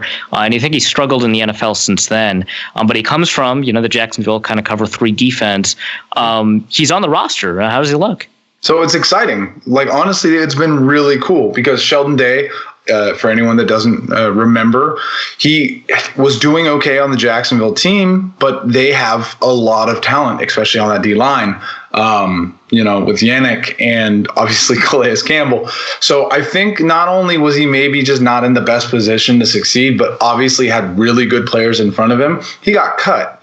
We were able to pick him up through waivers, and he looked great. He was one of the reasons obviously people point to Jimmy Garoppolo as that run, that 5-win run, but he helped a lot. He played really well. And I think people that are actually paying attention are going to expect a lot from him this year. He's going to, same concept of what we talked about. He's going to be one of those guys that really helps break the lineup a little bit. And then let's talk just real quickly about the specialists. So I don't know who's kick returning. I think Trent Taylor is punt returning. You've got one of history's most underrated kickers in Robbie Gould, and a punter I have heard of in Bradley Pinion, but I don't know that much about him. It sounds like if I don't know about him, he might be a league average punter. But what do you feel about the specialists? So the specialists is obviously, for me, kind of, it's cool in a sense of we got Gould. He's amazing. He's automatic. The returners, Trent Taylor was doing a really good job last year, punt returning, excuse me. And I think this year, it's, DJ Reed was doing that as well, but obviously we have Dante Pettis. How much they want to use him in kickoff returns or punt returns or things like that is going to be dependent on, how much of a receiver he is and not wanting him to get murdered. Right. But we have good returners this year that I'm actually excited about. The punter situation is kind of crazy because, one of the greatest punters of all time, Andy Lee, if anyone remembers, 49ers legend, right? He got sent off to the Browns just because a matter of, we were rebuilding and he cost a lot of money and, that was kind of that. So he went to the Browns and Bradley Pinion was kind of the guy to fill in those big, giant golden shoes. And it's not an easy thing to do to replace Andy Lee. So he hasn't been great at times, but he honestly has been pretty solid. And I think he was one of those players where you're like, as fans, you're like ready to destroy him if he does anything wrong because, because he's replacing a legend. Right. Right. Absolutely. And I think that in the beginning, there was a couple times where people were jumping all over him, like, maybe a bad punt here or kicking it out of bounds and stuff. But since then, he's been a pretty solid punter. I don't think anyone that covers the 49ers would call our punter a position of weakness. All right. So kind of big picture, who are sort of the Vikings players you're most worried about now that we've just gone through like basically the gamut of the 49ers roster? We've talked about strengths. We've talked about weaknesses. Who do you think best exploits some of these weaknesses on either side of the ball from the Vikings? So that's funny that you would ask that because I don't know if we have enough time for this, right? Like the Vikings have so many talented players. So for me personally, you got Richard Sherman is going to be his first year back from injury in a new in a new defense. Diggs and Thielen are two of the best wide receivers in the NFL last year. I was very high on Laquan Treadwell, so I think him actually seeming to have had a pretty decent camp in preseason, all things considered, I'm terrified of those guys. They really do scare me a lot. You guys have an amazing defense. Xavier Rhodes is one of the best cornerbacks in the NFL. So once again, Marquise Goodwin, we're hoping that he's that number one wide receiver, right? Well, he's got this insane challenge week 1. Harrison Smith is all pro, right? As well as Xavier Rhodes. So it's there. I can't see one position where it's going to be easy. Sure. Honestly, and I'm sorry to say this, but the one bit of hope that I think the 49ers have in this game, and I don't know that there is a lot, it's got to be Kirk Cousins. I knew you were going to say that, so I'm not upset or anything. We had to finish there. I think Kirk Cousins is so wildly overrated and just I was jumping up and down doing backflips when he signed with the Vikings. I could not believe how lucky we were to not have to pay that man all that money. It was just so good. And so I was very, very happy about that. All right. Fair enough. If you could pick one player on the Vikings team to just take, who would it be? One player on the Vikings? Yeah, it's now he's a 49er. Who is it? You got it. It's only one. I gotta say, probably Xavier Rhodes. And you look at down the road, how young he is and how good he's playing. I would say Rhodes. I'm a 49ers fan, though. We haven't had a good cornerback in like 16 years. I used to get excited about Carlos Rogers. I mean, you got like 5 good games out of Tremaine Brock, right? And then he hit a woman or something. Yeah, like, something crazy. Yeah. All right. So, what's your prediction for the game? It's going to be hard. I think if I'm realistically picking it, it's going to be probably 31 Vikings, 21 Niners. But I think my heart, I'm going to say, I think the 49ers probably win, let's say 28 to 17 Vikings. For some reason, I was fully expecting the whole NFC Championship game score to be the first thing that was said there, just as a little bit of a taunt. We're traumatized so much that we just expect it. Yeah. Yeah. No, I hear you. All right. Well. Thanks so much for coming on. Any shot? What do you want to plug? Let's cut that again, Arif. Your connection went haywire there. Okay. Thanks so much for coming on. If you got any parting shots, any last bits of analysis you want to leave, go ahead. And then also tell us what you want to plug. Yeah, no, definitely.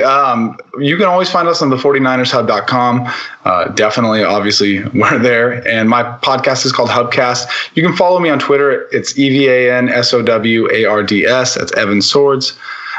Pretty easy there. But yeah, I'm around.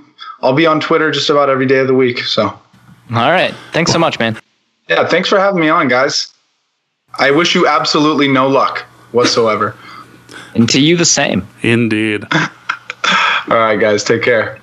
That was fun. He's a bit of a homer, but that's kind of why we have these. That's kind of why we have other guests on from other teams. So.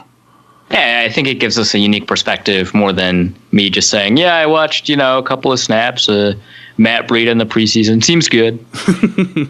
So we watched your third preseason game, and frankly, not impressed.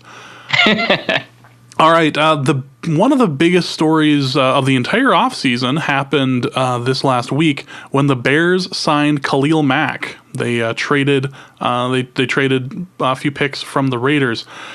This was the write-up from the Chicago Tribune that really summed up everything. Mack, the 2016 Defensive Player of the Year, was traded to the Bears after skipping the Raiders' offseason workouts and holding out in training camp for a new contract. Oakland, which included a second-round pick in 2020 and a conditional fifth-rounder in the deal, received Chicago's first-round picks for the next 2 years, along with a sixth-round selection in 2019 and a third-round pick in 2020. He was then signed to the richest deal ever given to a defensive player that day. 6 years, $141 million with $90 million guaranteed. Yeah, dude got paid. That happened. So now the Vikings will be looking at him for 2 games a year. There have been a lot of comparisons to the Jared Allen trade. As far as Kahlil Mack is concerned, except when Jared Allen left, it was more of a situation of his Deweys and trying to get right. And all that. Do you see much of a comparison as to the amount paid to what they're expecting from him? Yeah, I think that the thing that distinguishes the Jared Allen trade is that there were, I think, 2 questions kind of hanging over Allen's head that weren't over Mack's head. The Deweys that you mentioned. I think also Kansas City was on the verge of switching to a 3-4, which he absolutely did not want to play in. So that I think probably lowered his price in a way that it didn't for Kahlil Mack. But yeah, they trade away like you mentioned, they traded away 2 firsts and a 6th, right? And then they got back a 2nd and a conditional. I can't imagine what that condition is. A conditional 5th. They're actually gonna, if he gets cut. Exactly. If he gets cut, I guess you don't have to give us that one. Yeah. Oh, and Chicago traded for a third rounder. So anyway, I calculated the trade cost, right, using the Jimmy Johnson trade chart and the approximate value trade chart that Chase Stewart developed over at Football Perspective. And using the Jimmy Johnson trade chart, it amounts to the total difference in pick value amounts to the 10th overall pick. Friggin', I absolutely would trade the 10th overall pick plus the full for Kahlil Mack, then pay the full contract value. That makes perfect sense to me, and I think that's a big part of, because either people are saying, I wouldn't trade 2 firsts. You got cost-controlled rookies. What's going on? Or you got the second back. Well, that swings it completely in Chicago's way without talking about the third, which I think it's just a move up from the third round to the second, because I think both the third and the second are 2020. Yeah, they are. So you just move up from the third into the second. So you have to, I think, account for all of that value. And then I think if you calculate it from the perspective of cap space, I think a lot of people are like, well, he consumes so much of the cap, which is kind of true. I did some math about percentage of cap at signing, and he only consumes like 12.5% of the cap, which is enormous, except when you consider that that's basically the same for Von Miller and J.J. Watt, and a little bit of Aaron Donald. So it's actually kind of in line with the market. So that all is a decent part of the argument, but you also have to consider that the first round picks that they traded away would have also consumed, on average, $4 million each against the cap. So that's $8 million that they basically offloaded on future cap. And remember, his new deal doesn't kick in until 2019, so it actually is kind of appropriate to use those future cap space arrangements in order to kind of calculate everything. It's actually the question is, would you forfeit the 10th overall pick and $15 million of your cap space for Kahlil Mack? Is essentially kind of what you're asking. And yeah, it's friggin' yes. What? Tomorrow? Like, let's do it. I think that was a great deal for the Bears. And that worries me as a Vikings fan. I know we got a listener who asked a question that started with, I'm not super afraid of the Kahlil Mack thing yet. I haven't read the rest of the question, but I saw that sentence kind of pop up before it scrolled away on my feed. And I get it. Like the Bears have to prove that they're more than just kind of like a top 10 defense, which in the NFL just means top third. Mack has proven, he's a defensive player of the year kind of quality, got a lot of really top tier performances from guys who had their first good year. Right. And so, Leonard Floyd, I've never been super impressed with him. He's kind of coming on, but, who knows if he'll kind of continue that. Akeem Hicks, it's been a while since he's been good. He suddenly had a good year. Is he going to be good again? There's a lot of potential for that defense to drop off as much as increase, but I think Kahlil Mack is just going to be good wherever he goes, and I think he's in a system that particularly suits him. So I think it's great for the Bears. I'm worried about it. This alone should move them up half a win or something like that, or even a full win. I think Vegas gave them about half a win for the trade, and I think that's pretty huge for one of 25 players that you're going to have regularly in your rotation for someone who's not a quarterback. So, yeah, that's pretty big for the Bears. It might move them from a top 10 defense to a top 5, or it could keep them at top 10 if some of the other players fall off. Yeah. And when you were talking about, this would be like the number 10 pick plus $15 million, whatever, you also have to remember how atrocious the Bears GMs tend to treat their high draft picks. So right, yeah, this really does just ends up becoming a situation of becoming about as foolproof as you could possibly make it at that point. Like, we have a proven commodity versus I don't know if I would trust him in the first 15 picks. Right. I mean, Trubisky. That's all I'm saying. The situation involving Trubisky and the signing of everyone else. Yeah, I think, a good point that I've seen made, I think Robert Mays made it, he's a Chicago Bears fan, made it on the Ringer podcast, is look, Trubisky's going to be good or not, right? He's like, Kahlil Mack doesn't impact whether or not Trubisky's going to be good. If he's good, you want to be able to take advantage of that, and that's what Kahlil Mack does. If he's bad, I don't know why you wouldn't want to try and... I don't know why you wouldn't want to try and prepare for the contingency that he's good. If he's bad, he's bad. And the Bears have to get a new quarterback. Nothing changes except, you'll move up a couple of draft spots and it's going to be harder to get a quarterback. But if he fails, the Bears are going to lose either way.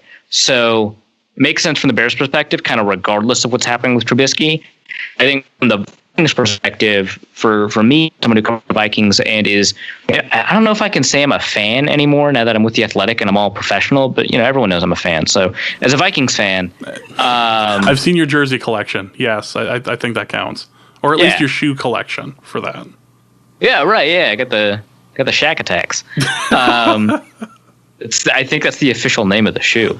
But yeah, as a Vikings fan, I'm not that concerned because I just kind of don't believe in Trubisky. And the worry from Kahlil Mack is like, is he going to kill Cousins or just hurt him? And he'll probably only hurt him. So that's kind of how I approach it. I'm not that worried about Trubisky. I had read something online where it said that the signing of Kahlil Mack shows that Chicago is ready to win now. And I nearly destroyed my computer by shooting all sorts of water or liquid on it. It's like, I don't know. They're in win now mode. They're in win now mode. I mean, maybe. Yeah, they've only got one of the younger rosters. They're in win now mode. Yeah, they're something anyway. They're fighting for a wild card spot. That's nice.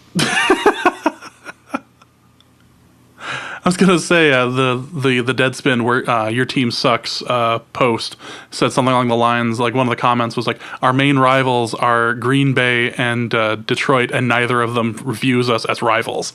Like, aw, that's too bad.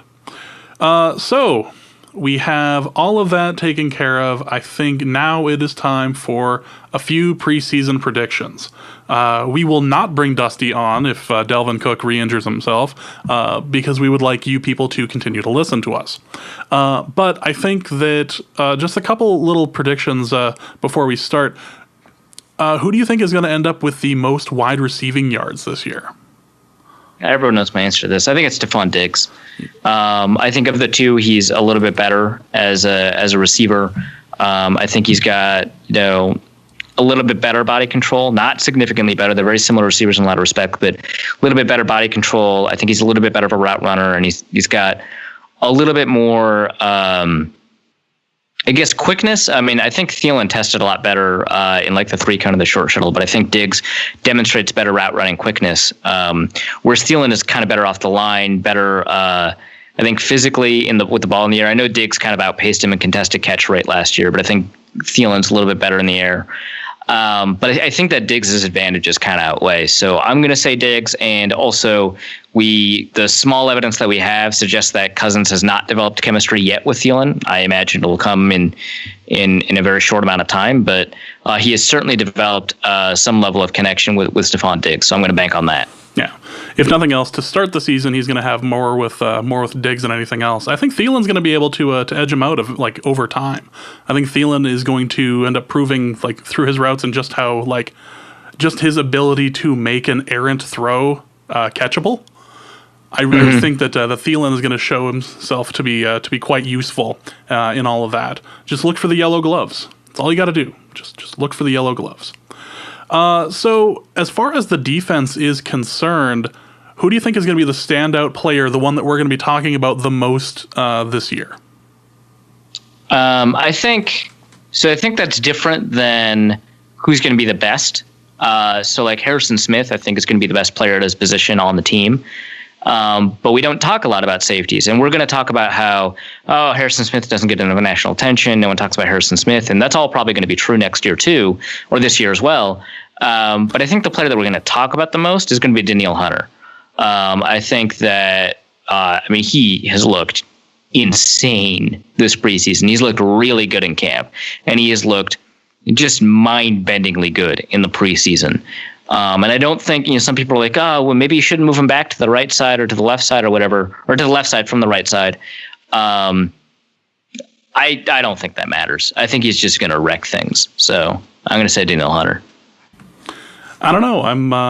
I'm thinking a little bit, considering the schedule that we have and some of the run-heavy teams, I'm starting to think that the Trey Waynes might end up being more of a name that we end up saying like, "Oh, he had a surprisingly good game," because they put him in positions for to be able to stop the run last year at corner, and was really successful at it, especially by the end of the year, ignoring phenomenal at it. Yeah, ignoring the cluster of the NFC Championship game, of course, but like ignoring that, like he was in a position to do really, really well, and if they continue to put him in that sort of position, then runs to the outside are going to be stopped pretty immediately by a very, very capable Trey Waynes.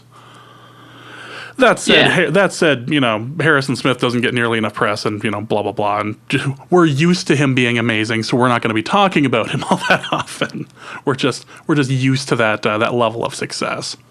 What is your irresponsible prognostication this year? The thing that you feel dumb even saying aloud, that it would sound better if Dusty had said it aloud. Mike Hughes is the Defensive Rookie of the Year. Oh, yeah, that's right. You already did that one. Yeah. But I gotta put that back out there. But instead of saying he's playing well enough, or if he gets enough snaps, if it's an irresponsible prognostication, I just have to put it on the table and just say he is. Defensive Rookie of the Year, Mike Hughes. Boom. I'm going to go with... It's going to be like 700, 600 snaps. It's going to be impossible, but whatever. I'm going to go with Treadwell has more touchdown catches than Kyle Rudolph. Whew, wow. Kyle's been getting, I think he got 8, averaged 8 over the last 2 years, something like that. Like, he's got a lot. Yeah, that's exciting. Even one, and I'd be happy at this point. I just want the guy to be useful. Is that so much to ask? And finally, how are the Vikings going to break our heart this year? I think it'll be new.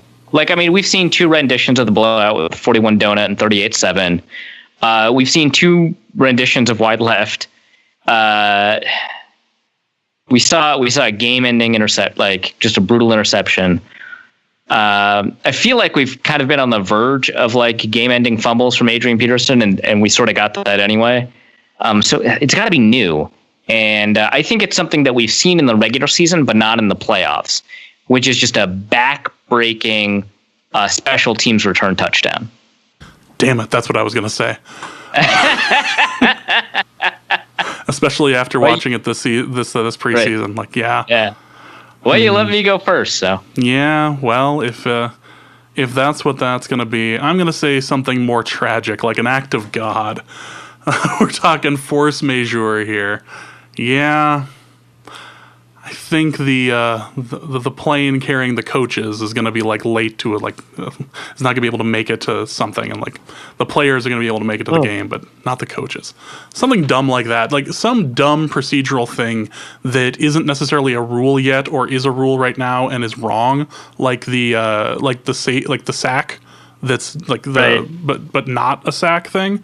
I think that's going to be the thing that ends up ruining the Vikings, because it's new, and if it's new, that means the Vikings can stub their toe on it. Right. So with that, we can start with the mailbag. Kenneth Allen asks, what do you think of the run-first philosophy? It seems like the conventional wisdom is that running the ball often isn't important, although running it well is when you do run. Do you know of an analysis which compares how often teams run to how successful they are? Also, do you prefer Compton at left guard and Jones at center, or Isadora at center and Jones at left guard? All right, I'm going to answer that second one first because it's like very simple. Isadora at center and Jones at left guard. Anything that I think takes Tom Compton off the field. I actually think as a backup guard, he's actually pretty good. But I mean, like, backup guard is a very thin market. There's not very many good backup offensive linemen. But I think that he kind of exceeds the average at the backup position. Whereas like starting tackle TJ Clemmings, when he was starting, did not even exceed what backups could do. And it's kind of baffling that he was forced to play. But yeah, I think that the Vikings really like seeing Isadora at center. He hasn't really snapped a bunch before, and I'm really worried about what a bad snap could do at a critical point in the game, and I think he's kind of liable for it. We even saw a bad snap or two in the 4th preseason game. But, you know, Jones at left guard, I'm comfortable with that. I don't think he's played left guard before, but he has, but he mostly has played center for most of his life. He played left guard with the Giants a little bit, and I think just a little bit in the CFL. But, you know, he looks good. He looked good in the preseason there, too, so I'll take that. As for that first question, what do I think of the run-first offensive philosophy? I think it is broken. I think that it is not good, and I think that it needs to change. I am a bigger advocate of the run than a lot of analytics-minded people that you'll find on Twitter or in football in general would have, because I think that a lot of those people haven't done a very good job of accounting for the game theory effects of what happens when you start removing runs from your game plan and moving to passes. I think that even though in nearly every instance you'll end up with a more efficient play if on a specific instance you pass instead of run, I think that over the course of the game your efficiency drops, because the thing that has higher variability is passing. And if the efficiency of your passing drops, the efficiency of your overall game drops. Whereas if the efficiency of your running drops, the efficiency of your overall game does not sink all that much. But if you run less often, so that defense is key towards the pass a little bit more often, your passing game efficiency is likely to suffer a little bit more. So every individual instance, the correct approach is to pass, but over the course of the game, inhibiting the effectiveness of your passing is a big problem. And it's very, very difficult to figure out what the right balance is. And I think that teams do not pass enough currently. I think the evidence is really, really good on that. But I think that the way that people talk about it, they tend to overcorrect towards passing. So I'll say that I think the run-first offensive philosophy is broken, and that there's not a very good evidence that supports it from a draining the clock perspective, from you've got a good defense perspective. I think if you're an underdog, running the ball could reduce the number of possessions, and so which is a good thing, because the more possessions you have, the more you can prove that you're the better team, or the more that you end up proving that you're the worst team.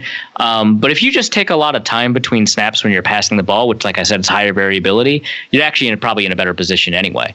So there's that.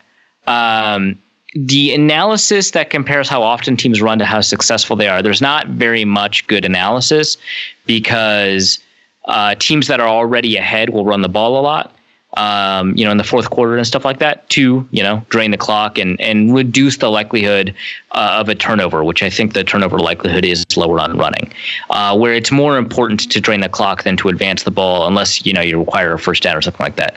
So that analysis by itself is not very good. If you take a look at teams that are within a score in the first three quarters, I think, and I have to search around for this analysis. I don't know if I can include it in the show notes because I don't know where I found it. But I think it suggests that actually that teams in low leverage situations that run more often end up performing worse. So, but there's not a lot of very good analysis out there on that, because again, it's hard to kind of disentangle the game theory effects. And then every so often you'll get like a Leonard Fournette, Blake Bortles situation, and or a Christian Ponder, Adrian Peterson in the literal best shape of his life situation, where I think Adrian Peterson literally averaged more yards per carry than Ponder did per pass, and certainly more per drop back. So, in those situations, you got a 2,000-yard runner, push it down their throat. But yeah, I think for the most part, the run-first offensive philosophy is not great. And I know that Mike Zimmer is infinitely a better coach than I'll ever be, but I think from this particular specific consideration, that the evidence is kind of stacked against him in terms of what he prefers.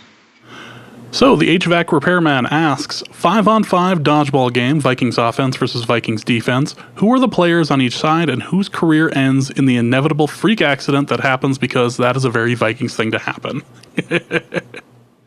Okay, I like this question enough that I drew up a quick list. I'm very open to corrections on this, because I just really quickly came up with something. And the defense was actually easier for me than the offense. So defense, I had Harrison Smith, Everson Griffin. I think Harrison Smith is just really good all around for that kind of stuff. He'll catch the ball, of course. I think he can dodge it really, really well. He's good to have, super athletic and all that. Everson Griffin, you want a leader. You want your dodgeball team to have vigor and energy, and remember back in the days when he was a punt gunner at 270 pounds, he still got speed. And I think he can dodge, but more importantly, he'll hurt anyone he throws the ball at. Very important. Yeah. And then I decided Mike Hughes. I don't think anyone can dodge better than him, based off of what I saw in a couple of practices. He's going to be impossible to hit. I just assume. then I thought Mike Hughes, well, what if I brought another corner? No, Xavier Rhodes is a little bit too stiff in one directional, even though he's a great corner. Trey Waynes is even more of that. I don't know if I want that. Oh, well, we've got another kind of fluid corner, not nearly as fluid, but Mackenzie Alexander, plus he's got that confidence. He'd be a good number 2 to Everson Griffin in terms of vocal leadership. That'd be good. And then I was like, well, I need another good athlete, but it can't just be athletic for their size, right? Because if you're big enough, they're gonna hit you. And I liked Daniil Hunter a lot, but I didn't pick him. I ended up picking Anthony Barr. I think he's a better all-around athlete. Utility, okay. Yeah, and he can just kind of do everything. But yeah, that's my defensive roster. I know offensive, one person that you're missing on that defense. Your alternate has to be Marcus Sherrills because he survives everything. Yeah, he survives everything. Plus, he can catch. Oh yeah, yeah, and he's very fluid. So he's got heady instincts, and I think he can fill in for any of those utility positions. Offense, I picked 2 players who throw. Right, I got Kirk Cousins and Kaz Sloter. I want them to hit the person they're throwing at, so I didn't put Trevor Siemian down. But yeah. Sloter can move around. He's probably a better dodgeball player than Kirk Cousins, so that's good. Then I wanted some people who could dodge, and so I got 3 of those because I think on offense you've got that. Diggs, Coley, and Boone. I like that combination. I think Coley is going to be probably the best dodger out of that group. I think Boone is going to be surprising. Plus, he's gonna probably throw the ball really well. I assume he was a receiver in past life, so he can catch. And Stephon Diggs, obviously. I was deciding between Boone and Adam Thielen, and I decided I wanted the smaller target. Okay, so who gets hurt in the most Vikings way possible? Well, I think the most Vikings way possible is for it to be the quarterback. So it's going to be Kirk Cousins. And I think he's going to hurt it throwing the ball. Like the most I can't believe that happened scenario of all time. Like that's what he does, right? Like throwing the ball, like he didn't get hit. No one dove at his feet. Total rotator cuff. Yeah, it's just going to be like, he threw the ball too hard. And you're like, wait, what? How is that possible? It's possible. It's the Vikings. I mean, the sad thing is that it makes a ridiculous amount of sense. Right. Next question is from Matt Nelson. Next season, some defensive-starved team wants to mimic the Vikings' defense. They decide to nab Waynes and Ioka, or Sendejo, for a jump start on implementation. Are you more mad if they hire Jerry Gray or George Edwards? I guess Jerry Gray. I mean, you've got more immediate replaceability now that Terrence Newman's been on the staff for a year at this point. But Jerry Gray, I think, has been instrumental in teaching the defensive back technique that Zimmer wants to teach, and has been really, really good about the kind of development that we saw from Trey Waynes, and it seems like from Mackenzie Alexander. He helped scout Mike Hughes, and I think he's really important to the defense. George Edwards is there. Take him. Is that the nicest thing you can say about him? Yeah, and I think I'm sure he's there for a reason. I'm sure he serves a very important role. I bet he's really good at game planning and stuff like that. Delegation is very important, so Zimmer can leave a set of instructions to him, and he can kind of execute them really well. I'm not saying he's unimportant, but I'm going to say he's less important than this positional coach at this time. Think about this. The Vikings have the top defense in the NFL, and he didn't get one call to be a head coach. There is that. Yeah. Next question. You people live for Arif breaking down kicker stuff. Minnesota North Star asks, they replaced the punter, but why not look to replace the rookie kicker with Dan Bailey available? Is it ego, price, all of the above? I have no idea. I'm not saying that they made this catastrophically bad decision not to grab Dan Bailey, but Bailey is an incredibly good kicker. He's a top 5 kicker, I think, in the NFL. I mean, he wasn't last year. I think he kicked at 75%, but basically every other year of his career combined is a top 5 out of this current group. And I think he's better than Stephen Gostkowski and Adam Vinatieri, 2 names that people really well recognize, especially from fantasy football. Matt Bryant is underrated, but I think he's better than Matt Bryant. And basically, Justin Tucker's the only one that's obviously, I think, better than him. So that is surprising. Maybe he's lost his leg. He's probably not as good from 50 plus as Carlson is. Plus, if you're worried about kickoff coverage, the best way to avoid having to worry about kickoff coverage is to just boot it through the end zone every single time. And I don't know that he can do that. But he's not Ryan Longwell either. He's still got a pretty good leg. He's just really accurate from 49 below. I don't know. Maybe it's an expense thing because his veterans minimum, I think, costs more than the 5th round rookie contract does, just by a little bit, maybe. I was looking at cost and being like, well, yeah, on the rookie side to the veteran minimum, we're already at the point of like pinching pennies right now. So yeah, basically, yeah. So I don't know if that. But yeah, I guess if you cut a kicker in favor of the rookie that you drafted, you maybe you feel stuck with them. I don't know. It's just give the rookie a chance. It feels weird because all of the reasons that you could give are reasons that like make sense for like a person to protect like themselves, or maybe protect. One of the questions was ego. Maybe. Or like it's really easy to believe the sunk cost fallacy when you're just like a person. But from the perspective of like an organization that needs to consistently make decisions to help teams win games, like, bite the 5th round pick. Whoops. You already cut Colby Gossett, right? So who cares about 5th round picks? Dan Bailey. It's just too bad the Norwegian got assaulted. Yeah, right? Oh my God. Yeah, as soon as we heard that, I was like, send him to Mayo. Minnesota will happily take him. Right. Damn shame. We covered him last week. Apparently, he was assaulted pretty badly out in Maryland, out in Baltimore. So it's a darn shame with what happened to him. Don from Ohio asks, the Vikings defense struggled on grass down the road last year. Why do they struggle so badly, and will their struggles continue this season? I don't know how much of that correlates to just playing on grass. Don isolates 3 games, and 2 of those games involve teams with good defenses, or kind of Carolina, and one with a really good defense, Philly. And the Carolina game, everything went wrong that could possibly have gone wrong, like ref-wise. We didn't get a call all game, which isn't like a homer situation. If you listen back to the review of that game, we spent the entire time going, well, what could you do at that point? Nothing was going our way. In the Washington game, unless we think Case Keenum specifically struggles on grass for whatever reason, which feels like the least likely scenario. Yeah, the defense was like fine. Keenum threw like 3 picks or 2 picks in the first half. Almost threw another one. That was weird. I don't think that has anything to do with grass. I think these are just like things that happen, and you can kind of find patterns emerge. Are you trying to tell me that Don from Ohio is sitting there grasping at straws, trying to like make some sort of a situation work, kind of like the It's Always Sunny episode and the Pepe Sylvia thing? I would never. No. I would never accuse him of that. Never once.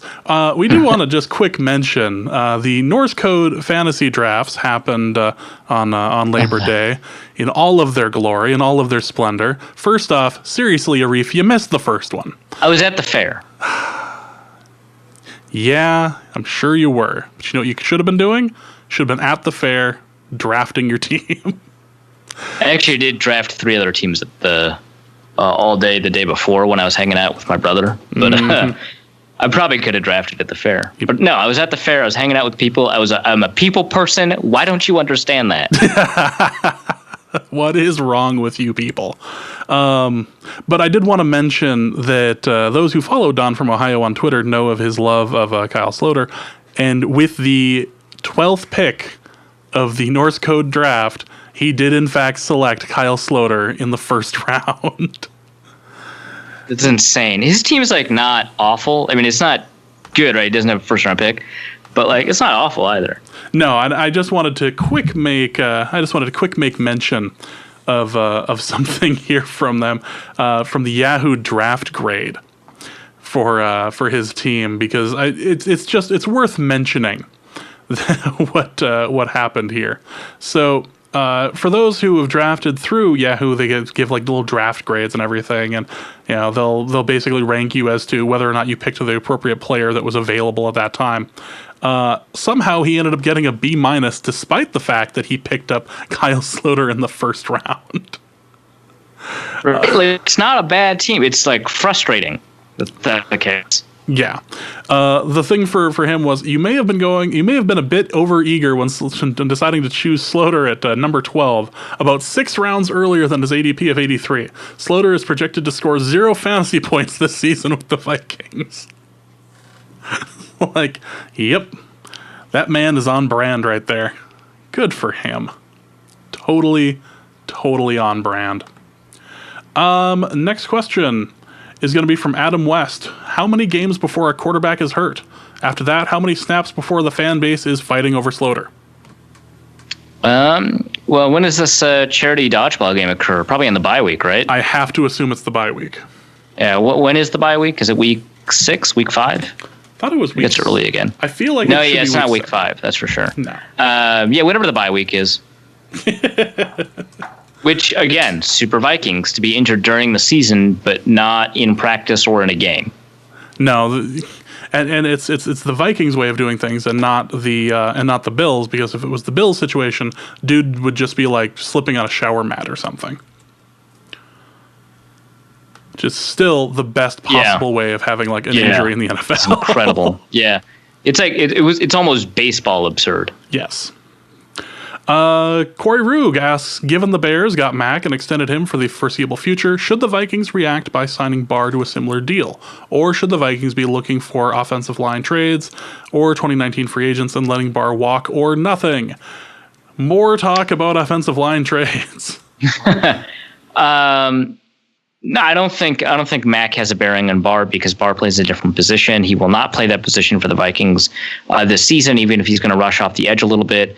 And I don't think their contract should look very similar at all. So I don't think it has that much bearing. And it doesn't even change like our perception, or it doesn't even change like in terms of percentage of the cap. So I don't think it's that big a deal in regards to talking to Anthony Barr. Now, Barr may have thought coming out of college that this is the player he was going to end up being in the NFL, and maybe that's fair, and maybe that impacts him. But from the Vikings, I don't think so. I don't think this impacts like the Vikings OL situation because they were always going to go up against a couple of pretty good pass rushers anyway. So it doesn't change whether or not they should trade, which they already did. I think this offensive line is the one you have. Yeah, it's not pretty, but we're gonna try anyway. Brett asks, how many touches do you see Dalvin Cook getting against the 49ers? I think the carry split is going to be like 70-30 between him and then the other 3 running backs. How many carries are they going to have in the game? Like 25 maybe? Between all 4, probably 3 running backs, plus DJ Ham. I would say 19 carries and like 4 catches, 23. That's my guess. I'd expect something like somewhere between like 10 and 15 for the first game. Like really, really easing him in on it. And by week 4, I imagine it'll be much more in his favor. But it's one of those situations where he's going to get like the first 2, kind of see how he goes in the first two series, and then just the second half he'll just be done, and Latavius Murray will be out there. Like really, especially considering he's like the star rookie. Well, I say star rookie. He was the star rookie last year anyway. That's kind of what I'm thinking on that. Next question is from Paul Punter, who asks, do you think we will see a lot of quick passes, short and intermediate routes early to get Kirk comfortable? And in which quarter will O'Neal catch his first NFL touchdown? I think we'll see a lot of quick passes. I don't know that it'll be because they want to get Kirk comfortable. I think it's more that second thing you said. It's the state of the offensive line. Which quarter will O'Neal catch his first NFL touchdown? My hot take is that O'Neal is not going to catch a pass at all this year. So super hot take, right? But yeah, I think we'll see a lot of quick passes just because of the offensive line.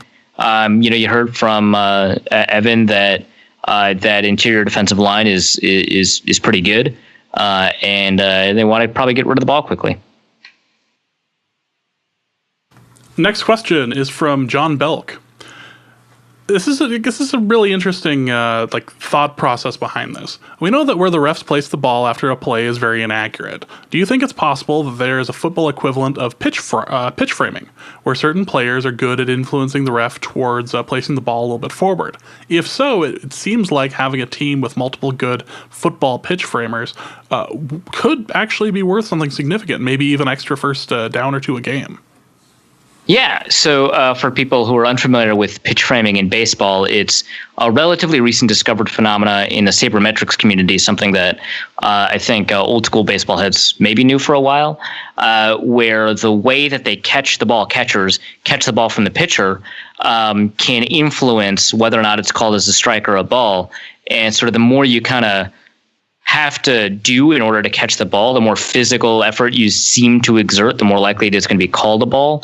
And we know that this has actually influenced, wins above replacement pretty significantly for catchers. It's like a really huge deal because you can change so many strikes into balls and vice versa based on being a good or bad pitch framer. I think that there's probably, a small effect, but I think that because football pitch framers would be ball carriers, that it's just better to be a better ball carrier, and that it would really just be kind of a tiebreaker if it was an evaluable ability. But I bet that there are some players that are inherently better at it, and I bet some of them even think about it when they kind of go down. So I bet that plays a role, but I don't think that advantage is necessarily strong enough to maybe make roster decisions off of, except like kind of at the bottom of the roster. I bet it exists. I bet it's not as big as it is for baseball. I was just remembering the Patriots player who once there was a fumble on the field and there was a big scrum, and the Patriots player right in front of the ref just starts dancing and starts screaming about Patriots ball as he's like popping and locking in front of the ref, and the ref's just staring at him going, "What the hell are you doing?" And they ended up making fun of it on, I think, Around the Horn the next day. Like somebody had brought that up anyway. It's like Patriots ball. Let's go to Raul, who asks, 10 rookies have made the final 53. Have the Vikings overemphasized youth over talent? Maybe. But I don't know that the players that the youth kind of replaced were necessarily such overwhelming talent upgrades. Like Holton Hill versus Terrence Neuman. Yeah, I would pick Terrence Neuman today. But I don't think the difference is so large that you could say there's an overemphasis here, right? I think if the Vikings kind of overemphasized youth, they would have given Colby Gossett the nod over, say, someone like Tom Compton. And Compton, I want to make it clear, played better than Gossett. So there's that. Where else would you there's no rookies at defensive end who made it, so you can't say like Brian Robison got cut for a rookie. He got cut for young players, but not for like a rookie. And I think Tayshaun Bauer and Stephen Weatherly both have the ability to be better than Brian Robison would have been this year. So I don't think that's the case either. The rookies made the roster at the receiver position. Like, yeah, you lost Kendall Wright, but he looked just awful. He just looked really bad in camp. Tavares King was injured, right? And I thought Stacey Coley looked better than him. So I think some of these players that are replacing the veterans that would have been at those positions were either close enough to be better, where you couldn't say it's an overemphasis, or were already better. I don't really see kind of where that would go, right? Like you cut Mack Brown for 2 running back rookies, but they were already better. So yeah, I don't think that there's a place where you could say that. Like both Blake Bell and Tyler Conklin were bad. Like I guess pick the younger one. Maybe he's just like a closet Kai Forbath fan, and he's just looking for any excuse as to why that would have happened. Not trying to say anything to you, sir, but I'm just throwing that out there as a potential. Last one is from the16644, who asks, "What's a good football related pickup line for the upcoming season? One Viking specific and one general one." I've got nothing, man. The only pickup line I really know is "Let me be the one to disappoint you tonight." So. So a Vikings one. Well, actually, yes.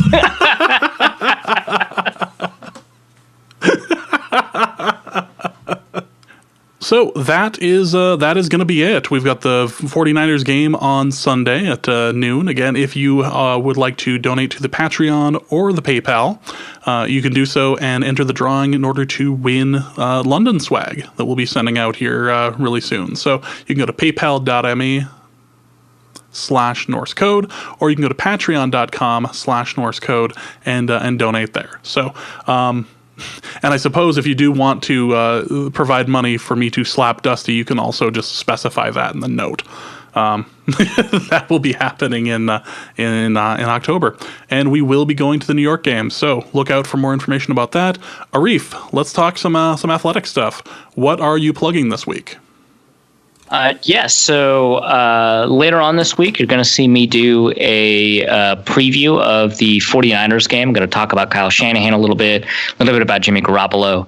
I'll probably steal some stuff from Evan, who we just had a great conversation with. But before then, you'll also see the final position wrap-ups. I'm going to do receivers and quarterbacks, so hopefully super controversial stuff.